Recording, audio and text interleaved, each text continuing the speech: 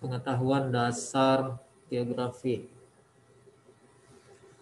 Sebelumnya dari kalian ada nggak yang sudah sedikit atau banyak membaca mengenai apa sih itu geografi selain anak olimpiade ya?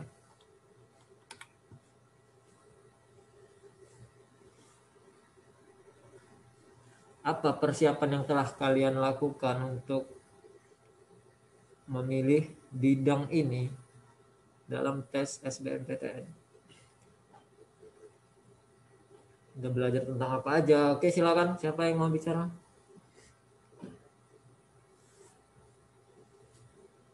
Ada?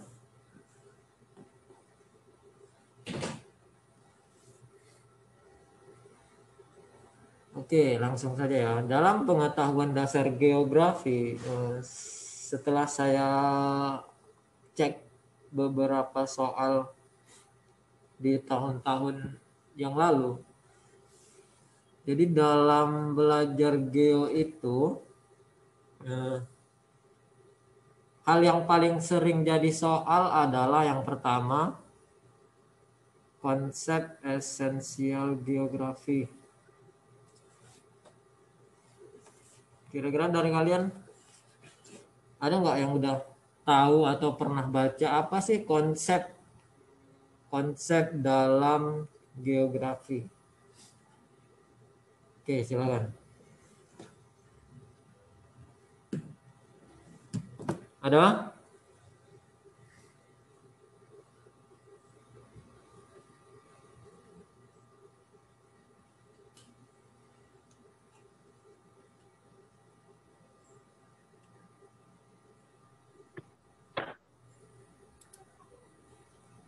Yang kayak lokasi itu mas ya, lokasi, keterjangkauan, pola.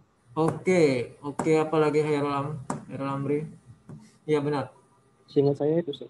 Hanya sampai lokasi dan keterjangkauan gitu, pola gitu.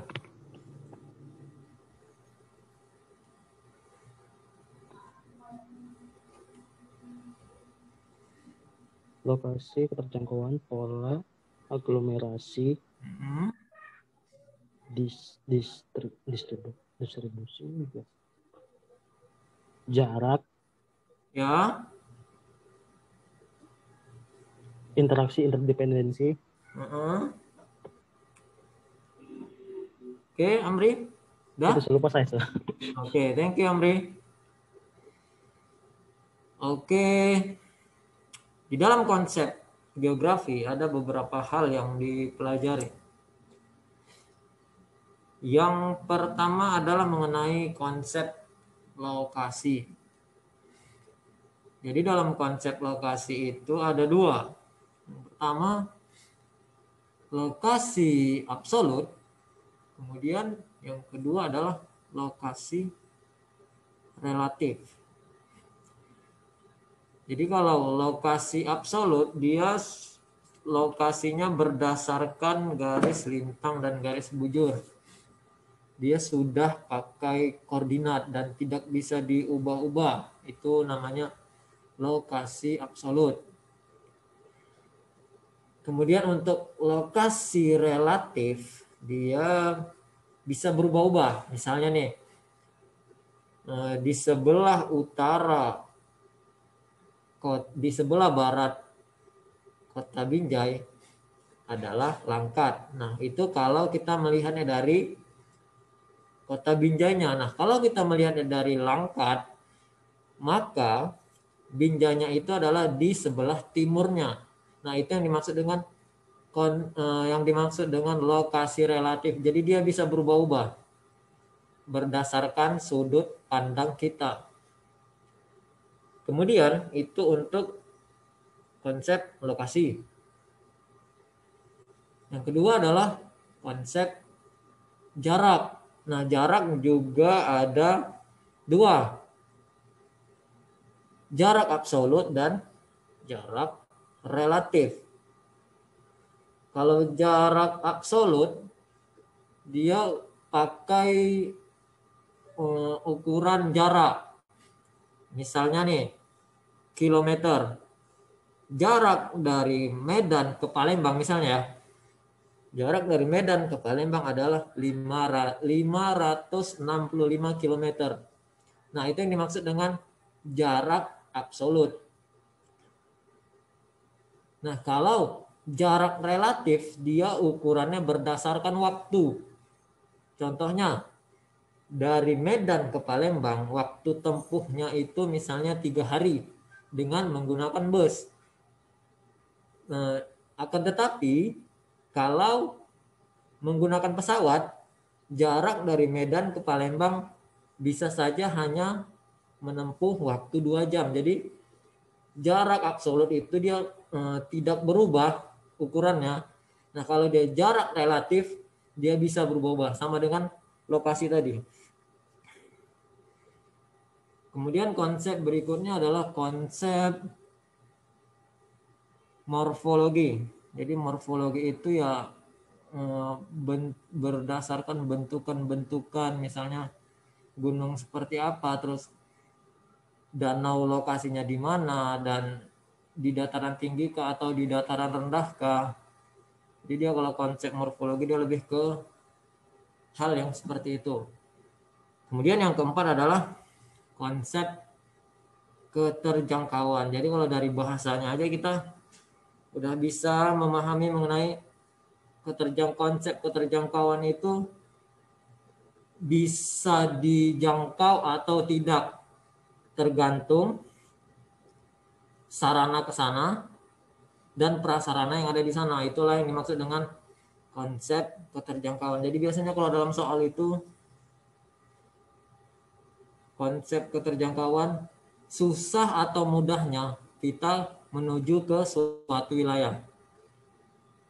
Jadi itu dia mengenai konsep keterjangkauan. Kemudian konsep berikutnya adalah konsep pola. Pola di sini di dalam soal dia biasanya bisa ke pola pemukiman penduduk. Jadi contohnya adalah untuk wilayah pantai, maka pola pemukiman penduduknya adalah di pinggiran pantai. Nah, untuk pemukiman penduduk di wilayah pegunungan, maka pola pemukimannya cenderung berkelompok berdasarkan sumber mata air yang ada di wilayah tersebut. Kan nggak mungkin pola pemukiman di wilayah pegunungan itu berdasarkan kemiringan lereng, itu kan nggak mungkin. Jadi pola itu biasanya lebih ke bentukan-bentukan pemukiman yang ada di atas permukaan bumi. Karena mumpung ada Kak Putri di belakang. Oke, untuk 5 masih 5 ya konsep tadi. Kira-kira ada nggak yang kurang jelas dari kalian? Untuk 5 tadi. Lokasi, jarak, morfologi, keterjangkauan, dan pola. Jelas, Pak. Jelas ya? Kelvin ya? Ya, Pak. Oke, untuk konsep berikutnya adalah aglomerasi. Dari istilahnya aja, pengertian aglomerasi adalah pengumpulan. Jadi misalnya gini, di Medan, di Kampung Madras itu didiami oleh orang-orang berkulit hitam atau suku India kalau saya nggak salah. Nah, di Binjai terdapat wilayah yang didominasi oleh suku Padang. Jadi aglomerasi itu di suatu wilayah berkumpul fenomena sesuatu, kemudian di suatu wilayah berkumpul fenomena sesuatu. Atau aglomerasi itu bisa wilayah Cirebon merupakan penghasil tebu, maka didirikanlah banyak pabrik tebu untuk melakukan produksi di wilayah tersebut. Jadi itu juga merupakan suatu contoh dalam konsep aglomerasi, atau dia berupa kumpulan-kumpulan atau poin-poin gitu. Kemudian konsep berikutnya adalah konsep interaksi. Jadi kalau saya lihat di dalam konsep interaksi itu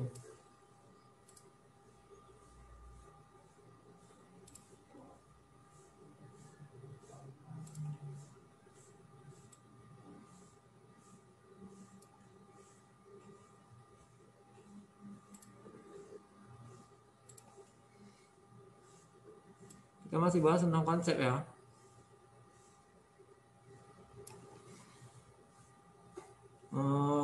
Konsep interaksi itu lebih kepada wilayah A, wilayah B berhubungan, itulah yang dimaksud dengan konsep dalam interaksi.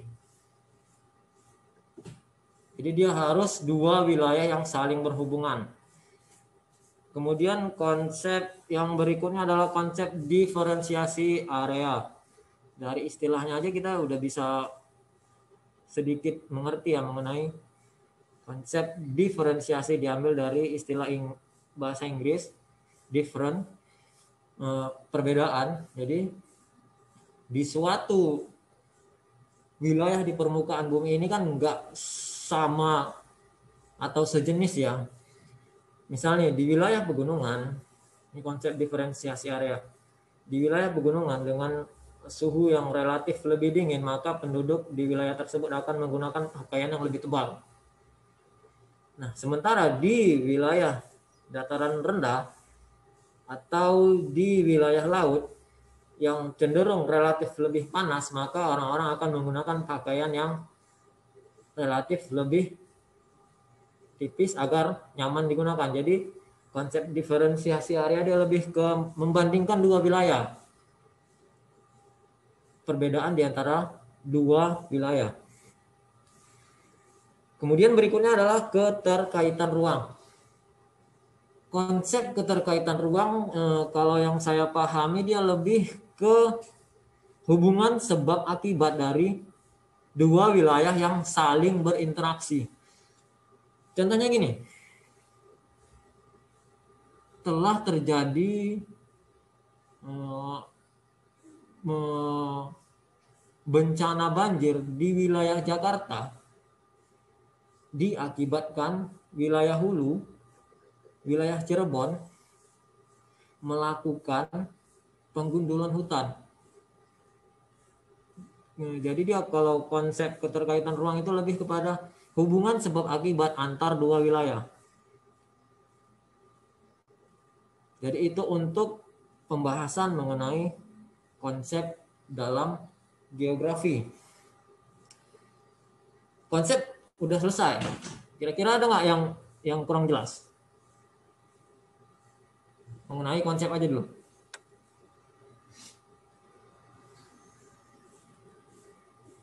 Sir, Kira-kira?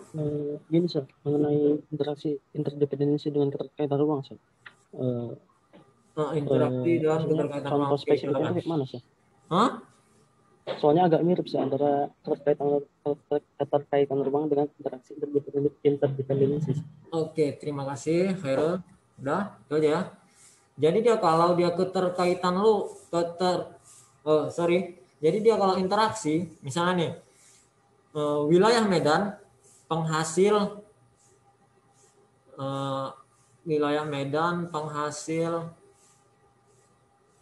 padi lah kita katakan ya. Kemudian wilayah Langkat dia penghasil perikanan. Maka ketika Medan misalnya kan, Medan butuh ikan, Langkat butuh padi, maka mereka akan saling melakukan interaksi. Jadi dia hubungan yang saling membutuhkan. Itu untuk konsep interaksi. Sementara kalau konsep keterkaitan ruang dia lebih kepada sebab akibat dan lebih mengarah ke aspek negatif. Misalnya terjadi banjir di Jakarta itu diakibatkan oleh wilayah Cirebon yang mengirim mengirim banjir. Awalnya nih sungai-sungai di Cirebon nih. Cirebon kan wilayah hulu, kemudian mengalirkan airnya yang meluap ke wilayah Jakarta. Sehingga banjirlah di wilayah Jakarta. Jadi Kalau kita bicara mengenai konsep keterkaitan ruang, dia lebih kepada hukum sebab akibat, lebih ke arah yang negatif.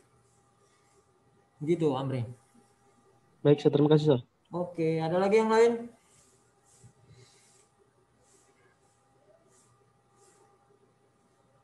Oke, nggak ada, kita masuk ke pembahasan berikutnya mengenai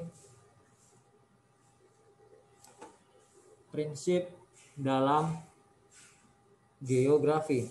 Kira-kira dari kalian ada nggak yang sudah sedikit membaca mengenai apa sih prinsip-prinsip dalam geografi yang membedakan geografi ini dengan bidang yang lain gitu? Kira-kira apa aja yang kalian ketahui? Sir, kalau setahu saya itu dia tuh ya ada yang tadi saya hampir keceplosan. Itu ada tuh dia namanya distribusi, terus interrelasi, korologi yang masalah lingkungan, itu sama juga yang namanya seperti deskripsi, Sir. Ada berapa, Amri? Ada 4 ya, Sir. Ada 4 prinsip, Sir. Yang pertama, Distribusi, interrelasi, ya, korologi, sama deskripsi, Sir. Oke, benar. Jadi dalam geografi itu ada 4 prinsip. Yang pertama, penyebaran atau distribusi. Jadi ya dari istilahnya aja penyebaran ya.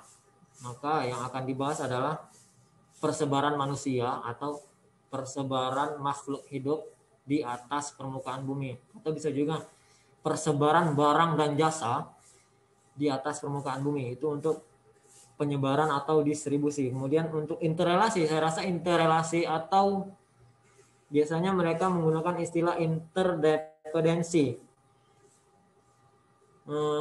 Ini hampir sama dengan konsep interaksi. Jadi pengertian interrelasi itu sama dengan interaksi. Jadi dia harus ada dua wilayah yang saling membutuhkan, kemudian melakukan hubungan, berinteraksi mereka untuk memenuhi kebutuhan di wilayah masing-masing. Jadi itu untuk prinsip interrelasi. Kemudian yang ketiga adalah prinsip deskripsi. Jadi prinsip deskripsi ini dalam geo kalau dia soal, maka biasanya dia menggunakan data, grafik, ataupun gambar. Jadi nanti misalnya ada soal panjang gitu kan, di situ dia ada menjelaskan mengenai diambil dari data ini, diambil dari data BPS atau berdasarkan grafik yang telah ditampilkan. Maka prinsip apa yang bisa kita pakai untuk narasi pertanyaan di atas? Maka kalau deskripsi dia lebih ke ada data, ada grafik, ada gambar. Jadi cara mudah untuk menganalisis ini masuk ke prinsip deskripsi atau bukan, maka lihatlah di soal itu ada data atau ada grafik atau ada gambar. Nah, kalau untuk prinsip korologi, prinsip ini lebih kepada gabungan dari 3 prinsip yang sebelumnya. Itu untuk prinsip korologi. Oke, sampai di sini jelas mengenai prinsip dalam geografi ada 4. Penyebaran, interrelasi, deskripsi, dan korologi. Oke, jelas? Jelas, Sir. Oke, kemudian kita masuk ke pembahasan berikutnya mengenai pendekatan dalam geografi. Jadi setelah saya lihat-lihat soal-soal SBM atau soal-soal masuk perguruan tinggi, materi yang paling sering masuk itu ya mengenai 3 hal ini. Mengenai konsep, mengenai prinsip, kemudian mengenai pendekatan dalam geografi. Kira-kira apa aja sih pendekatan dalam geografi? Silakan, anak-anak. D itu ada ke ruangan, ke Ya. lingkungan, sama konsep wilayah, cuma 3. Bisa dijelasin satu persatu, Khairul Amri? Kalau Jadi kita dia biar ke bisa ruangan, menyamakan persepsi mengenai apa sih pendekatan itu dan arahnya kemana sih ini pendekatan gitu. nah kalau dia pendekatan ke ruangan itu dia kayak pendekatan secara ruang gitu, misalnya kayak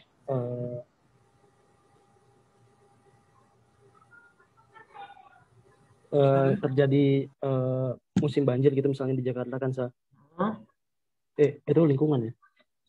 Nggak apa, lanjut aja dulu. Nanti kita sama-sama perbaiki. Nah kalau dia ke ruangan itu karena kumuhnya kota Jakarta itu akibatnya nggak ada tempat untuk buangan sampah, akibatnya itu terjadi banjir, itu pendekatan ke ruangan. Ya. Nah kalau ke lingkungannya itu ya Jakartanya itu banjir gitu akibat penggundulan hutan misalnya di daerah yang di hulunya karena akibatnya nggak ada resapan air maka terjadinya banjir, itu masalah lingkungan. Itu untuk ke lingkungan. Iya Oke. Kalau kompleks wilayah itu ya kayak masalah daerah aliran sungai itu sih menurut saya Oke. Ya. Itu saja sih. Oke, thank you Amri. Yang lain silakan. Karena kan kelas SBM ini kan ada berapa partisipan? Ada 19 partisipan, 18 lah ya. Kan nggak cuma Khairul Amri aja yang mau ikut seleksi masuk perguruan tinggi. Oke, yang lain silakan kira-kira. Ada yang ingin menyampaikan hasil belajarnya yang baru sedikit mengenai geografi, khususnya tentang pendekatan yang ada di dalam geografi. Oke, silakan. Kira-kira ada nggak? Selain Tengku Khairul Amri, di sini ada Septi, ada Calvin, ada Fahron, ada Aisyah, dan lain-lain.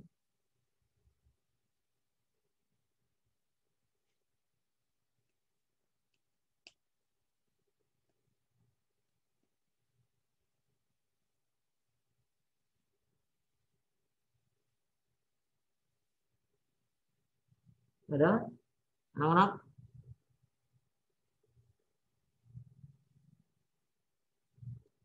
Yang bisa menambahkan mengenai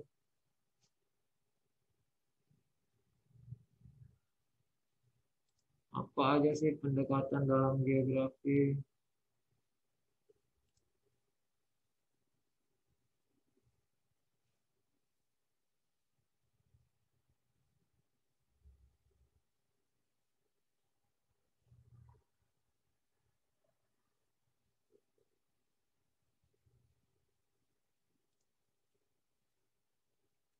Oke, ada? Oke, tidak ada. Baiklah, langsung saja saya jelaskan mengenai pendekatan dalam geografi. Dia ada 3. Keruangan atau spasial. Jadi kalau pendekatan keruangan atau spasial itu dia lebih kepada misalnya di narasi sebuah soal ya. Kota Jakarta mengalami kebanjiran. Wilayah-wilayah yang terendam banjir adalah A, B, C, D, E. Jadi dia pendekatan keruangan itu lebih kepada penyebaran lokasi-lokasinya. Lokasi-lokasi masalah yang sedang terjadi atau lokasi-lokasi hal yang sedang dibahas di suatu soal. Dia lebih kepada persebarannya kemana aja. Jadi kalau pendekatan ke ruangan atau spasial dia lebih ke situ. Kemudian untuk pendekatan ke lingkungan atau ekologi, dia sudah menggunakan 2 pembahasan. Misal, terjadi banjir di kota Jakarta diakibatkan Kondisi manusianya seperti 1, 2, 3, 4. Kondisi wilayahnya seperti 1, 2, 3, 4. Jadi dia sudah lebih kepada hal yang terjadi itu disebabkan karena apa. Kondisi wilayahnya seperti apa, kondisi manusianya seperti apa. Dia ada hubungan antara masalah dengan alam, kemudian hubungan antara masalah yang terjadi dengan bagaimana sih aktivitas sosial atau manusia di wilayah tersebut. Itu kalau kita ngebahas mengenai pendekatan ke lingkungan. Nah, kalau pendekatan kompleks wilayah, ya dia gabungan dari dua pendekatan sebelumnya. Dia ada sebarannya kemana aja, masalah yang terjadi, kemudian disebabkan karena apa aja, maka itu akan masuk ke dalam pendekatan kompleks wilayah. Jadi itu mengenai pendekatan dalam geografi. Kira-kira mengenai konsep, prinsip, dan pendekatan ada yang kurang jelas nggak, anak-anak? Kalau tidak ada, maka kita akan coba untuk membahas beberapa soal. Ada?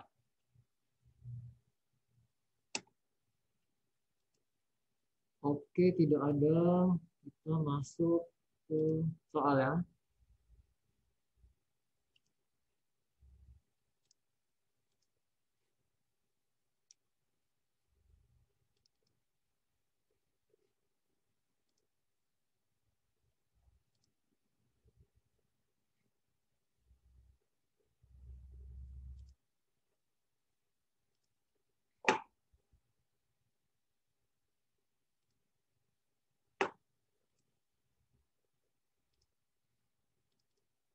Kelihatan nggak soalnya?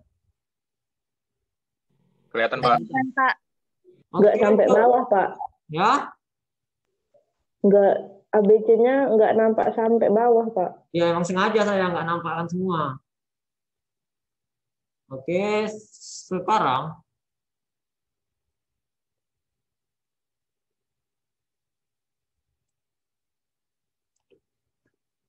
kira-kira menurut kalian nomor 1 ini jawabannya apa sih? Saya D, Pak. Apa tuh D? Interaksi interdependensi. Akhir Amri. Iya, Pak. Oke. Atau jawaban Amri mewakili seluruh jawaban kalian? Karena terkadang dalam geografi ini semua jawaban ada kemungkinan benar. Kadang-kadang dia seperti itu. Jadi ya saran saya pintar-pintarlah menganalisis soal yang diberikan. Oke, tentu Khairul Amri jawabannya D. Yang lain ada? Selain D? D, Pak. Saya D. D atau B sih? D, Pak. Interaksi interdependensi, Pak. Oke, dodol ya. Iya, Pak. Yang lain?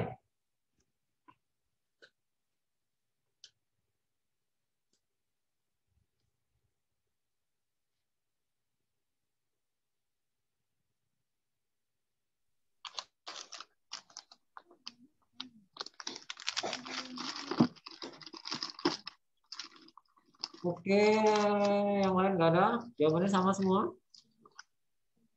Sama, Sir. Oke, Calvin. Thank you, Calvin. Calvin tadi ya? Oke, jawaban nomor 1 adalah konsep interaksi dan interdependensi. Carol Amri, dari mana sih kamu melihat jawabannya? Karena itu, Pak. Memilih D. Dia karena penduduk Jakarta itu butuh kali ini, butuh yang namanya AC, akibatnya produsen-produsen itu pada ngejual AC-nya ke Jakarta. Kalau misalnya produsen itu ngejual AC-nya ke Cirebon, ya untuk apa penduduk Cirebon tuh nggak butuh AC gitu. Nah, jadi itu adalah keterkaitan antara interaksi interdependensi, artinya interaksi yang saling membutuhkan gitu, Pak. Oh, jadi yang membutuhkan adalah penduduk Jakarta dengan si produsen, oke ya? Iya, Pak. Oke, nomor 2. Oke.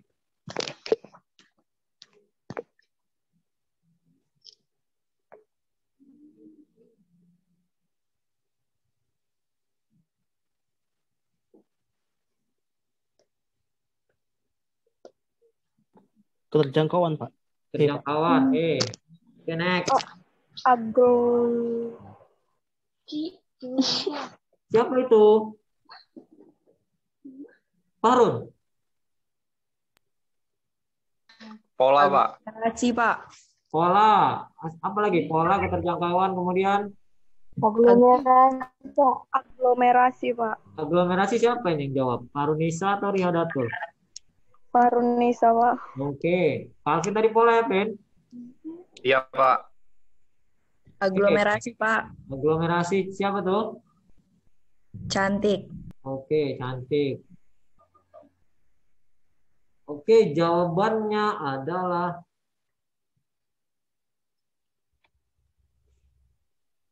aglomerasi. Jadi, analisis soalnya seperti ini. Ini Kabupaten Kudus nih, Jawa Tengah. Memiliki banyak kebun tembakau. Banyak kebun tembakau. Oleh karena itu, banyak pabrik didirikan di wilayah tersebut. Jadi dia lebih kepada fenomenanya wilayah Kudus banyak kebun tembakau, maka banyaklah dibangun pabrik untuk memproduksi di wilayah tersebut. Jadi aglomerasi jawabannya ya. Ya, Calvin dan Amri. Iya, Pak. Kenapa nggak keterjangkauan, Pak? Kalau keterjangkauan dia lebih kepada sarana dan prasarana di wilayah tersebut. Jadi contohnya kayak bisa nggak kita menjangkau ke wilayah itu gitu. Misalnya di Sibolangit, sarana yang digunakan adalah kendaraan bermotor. Kemudian terjadi pemutusan jembatan sehingga kita tidak dapat menjangkau ke wilayah tersebut. Maka itulah yang dimaksud dengan konsep keterjangkauan. Paham, Pak. Oke? Paham, Pak. Oke, saya rasa hari ini kita sampai di sini aja dulu. Oke ya anak-anak ya. Silakan pelajari lagi materi-materi yang lain mengenai geografi karena kan SBMPTN ada kalian yang mau pilih ini bidang geografi ini. Jadi ya silakan pelajari mandiri. Minggu depan kita ketemu lagi, oke? Oke, Pak. Saya tutup. Terima kasih atas partisipasi kalian. Saya akhiri.